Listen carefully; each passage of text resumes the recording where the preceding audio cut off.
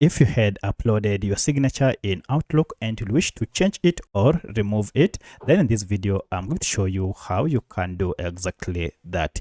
If this video helps, please like and subscribe. All right, so I have a default signature that I normally use that I added to my Outlook account, and it was in form of an image, but I wish to remove it.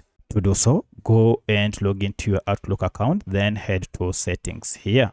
From settings, choose account, and here you can see we have signatures. If you click on signatures, you'll be able to see all the signatures that you added to your Outlook account.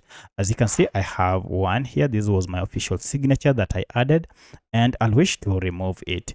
To remove it, click on the delete icon here, and then confirm if indeed you want permanently delete your signature.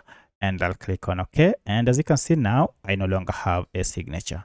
If I wish to change it to a different one, I can now upload a different signature, either by uploading the image or creating a written one. So that's how you can change or delete your signature in Outlook. If you have any other question, kindly let me know in the comment section. Otherwise, thanks for watching, and let's meet in the next video.